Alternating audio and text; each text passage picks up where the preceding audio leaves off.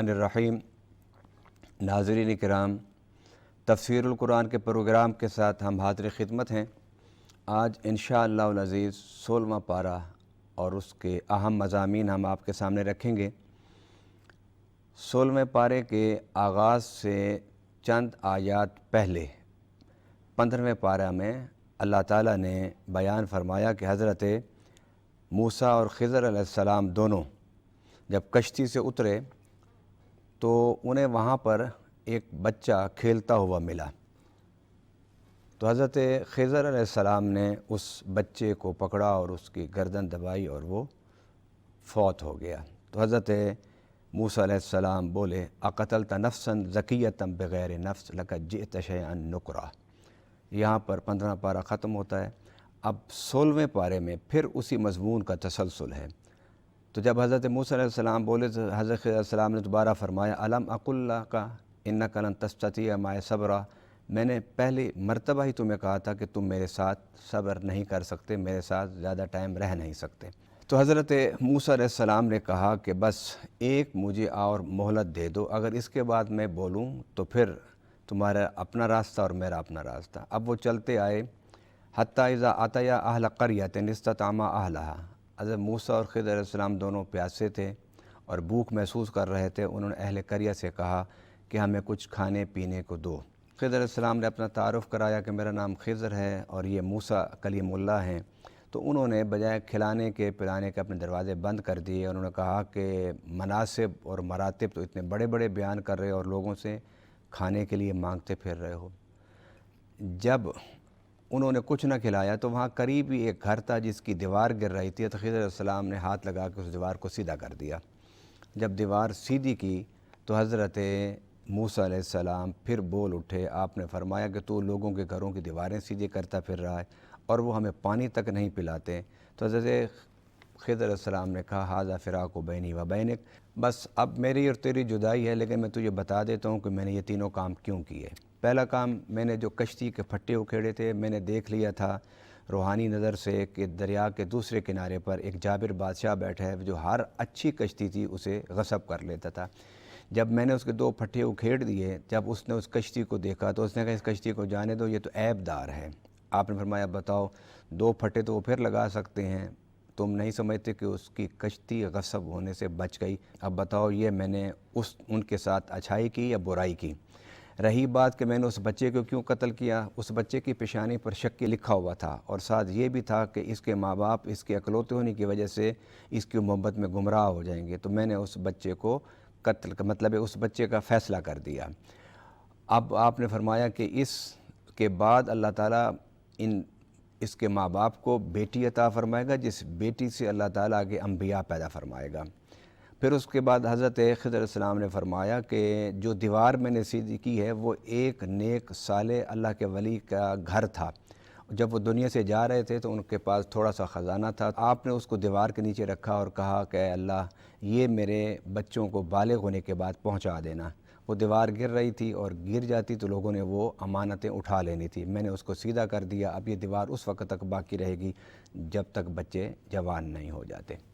اس کے بعد رب العالمین نے حضرت ذوالقرنین کا واقعہ شروع کیا، اور حضرت ذوالقرنین کے حوالے سے پہلی بات یہ ہے کہ 3 سفر انہوں نے کیے۔ پہلا سفر قرآن کہتا ہے کہ مغرب الشمس، اس جگہ پر فتوحات کرتے ہوئے پہنچے جہاں سورج غروب ہوتا تھا۔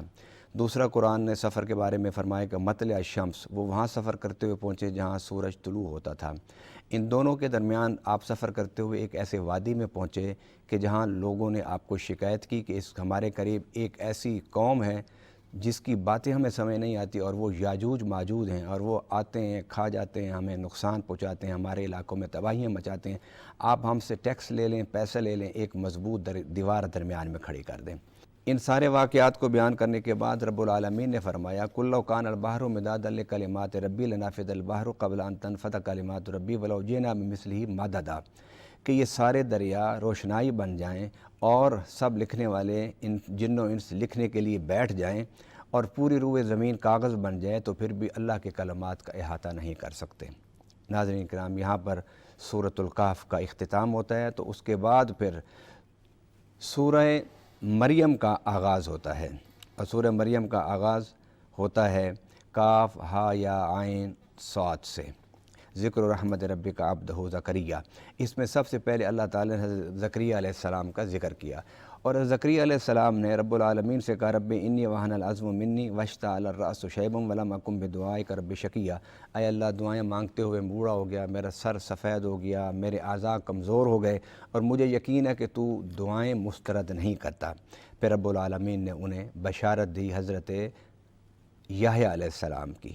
याह्या अलैहिस्सलाम की पैदाइश हुई। फिर उसके फ़ौरन बाद अल्लाह ताला ने हज़रत मरियम अलैहिस्सलाम का वाक़या अल्लाह ताला ने बड़ी तफसील से बयान फरमाया कि जब हज़रत मरियम के पास फ़रिश्ता गया और उसे कहा कि तुम्हें अल्लाह ताला बेटा देगा, तो उसने कहा कि मुझे बेटा कैसे हो जाएगा, मैं तो शादीशुदा ही नहीं हूँ।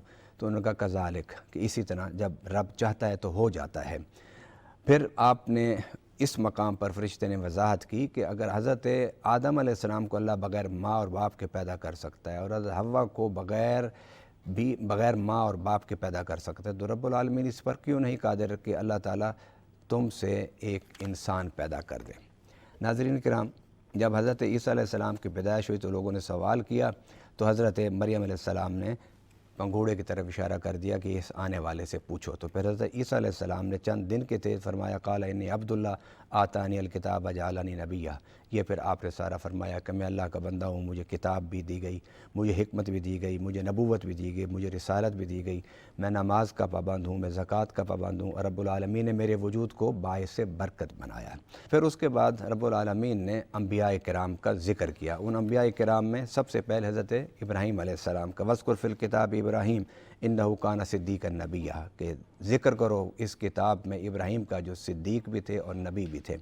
फिर उसके बाद रब्बुल आलमीन हज़रत मूसा अलैहिस्सलाम का ज़िक्र किया, फरमाया वज़्कुर फ़िल किताब मूसा इन्नहु काना मुख़लिसन व काना रसूलन नबिय्या।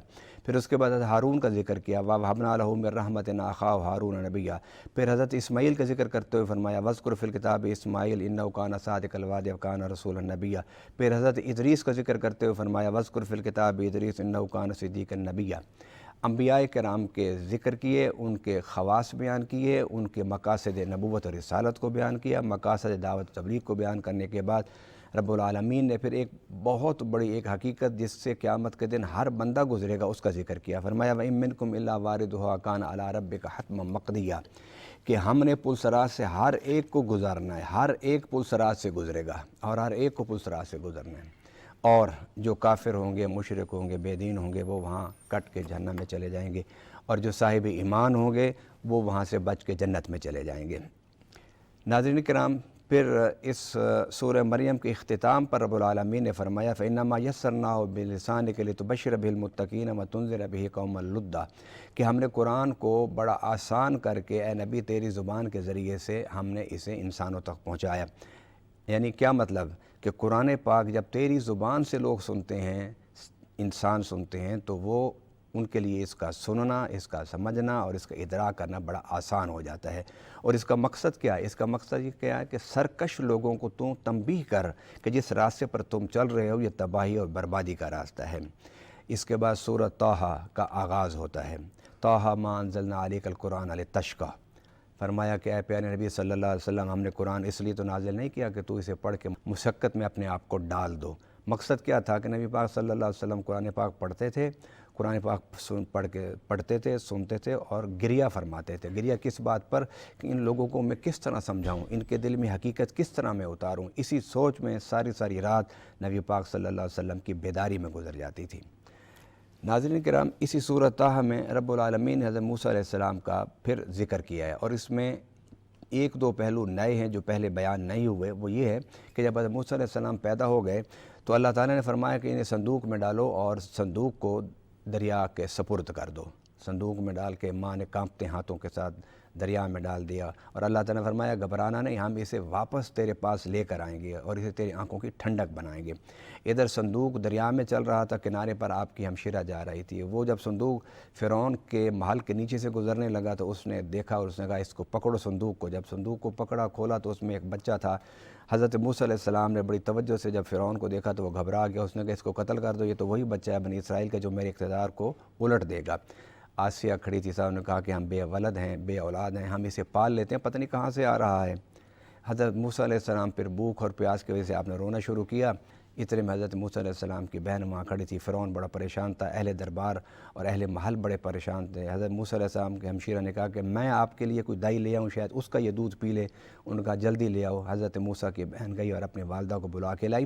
حضرت موسیٰ علیہ السلام نے جب اپنی والدہ کو دیکھا، انہوں نے سینے سے لگایا، وہ چپ ہو گئے اور انہوں نے دودھ پی لیا۔ فرعون نے سکھ کا سانس لیا اور موسیٰ علیہ السلام کو اور ان کے پورے خاندان کو کہا کہ آپ محل میں آ جائیں اور اس بچے کی پرورش کریں اور اس بچے کی تربیت کریں۔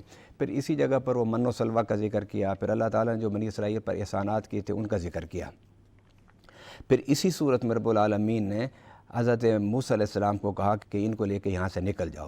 وہ وہاں سے لے کے ان کو نکل گئے۔ پھر وہ ساری تباہی کا ذکر کیا کہ فرعون کا لشکر کس طرح تباہ ہو گیا تھا، موسیٰ علیہ السلام کو اللہ تعالیٰ نے حفاظت سے لے گئے۔ پھر اسی دوران حضرت موسیٰ علیہ السلام کا کوہ طور پر جانے کا واقعہ ہے اور پیچھے قوم کے بھٹکنے کا ذکر ہے۔ پھر حضرت موسیٰ علیہ السلام جب واپس آئے تو دیکھا آپ نے کہ قوم بھٹکی ہوئی تھی، شرک میں مبتلا تھی، تو آپ نے حضرت ہارون علیہ السلام کے داڑھی مبارک کو اور بالوں کو پکڑ کے ناراضگی کا اظہار کیا اور ڈانٹا۔ تو حضرت ہارون علیہ السلام نے کہا کہ میں آپ کا انتظار کرتا رہا، میں نے ان پر شدت اس لیے نہیں کی کہ کہیں آپس میں ہم بٹ نہ جائیں، آپس میں تقسیم نہ ہو جائیں، اور میں آپ کے انتظار میں رہا اور ان کو میں پوری طرح سمجھاتا رہا۔ ناظرین کرام، پھر اسی صورت میں وہ دعا بڑی مشہور ہے کہ رب زدنی علما۔ نبی پاک صلی اللہ علیہ وسلم کے سب سے زیادہ پسندیدہ دعا یہ تھی کہ اللہ مجھے علم میں اضافہ فرما، میرے علم میں برکت فرما، میرے علم میں وسعت پیدا فرما۔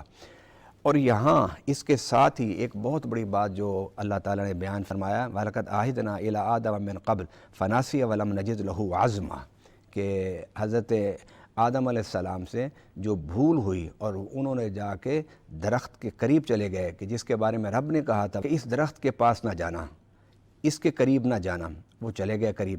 تو اس کے بارے میں رب العالمین کہہ رہے ہیں کہ میرے آدم کا ارادہ نہیں تھا، میرے آدم کا کوئی پروگرام نہیں تھا کہ اللہ کی نافرمانی اور معصیت کرنی ہے، نسیان سے گئے۔ نسیان کا مطلب یہ ہے کہ آدم علیہ السلام اس بات کو بھول گئے کہ مجھے رب نے روکا ہوا تھا۔ پھر آخری جو مضمون بڑا اہم ہے اس پارہ میں وہ ہے کہ وَأْمُرْ أَهْلَكَ بِالصَّلَاةِ وَاسْتَبِرْ عَلَيْهَا لَا نَسْأَلُكَ رِزْقًا، کہ تم اپنی اولاد کی اچھی تربیت کرو، ان کے لیے مال اور دولت اکٹھا کرنے کے بجائے ان کو علم سے آراستہ کرو، ان کی اچھی تربیت کرو۔ جو مال تم اکٹھا کر رہے ہو وہ ان کے نصیب کا نہیں ہوگا تو تمہارے مرنے کے بعد وہ بکھر جائے گا، اور اگر تم ان کی تربیت اور تعلیم اچھی کر کے جاؤ گے تو تمہارے مرنے کے بعد جو ان کے نصیب کا ہوگا اللہ انہیں عطا فرما دے گا۔ ناظرین کرام، قرآن ایک کتاب ہدایت ہے، ہمیں اسے پڑھنے کے ساتھ ساتھ اس کو سمجھنا چاہیے اور سمجھنے کے بعد عمل کر کے دوسروں تک اس کے پیغام کو پہنچانا چاہیے۔ اللہ تعالی ہمیں قرآن سے رہنمائی لینے کی توفیق عطا فرمائے۔ وما علینا الا البلاغ المبین۔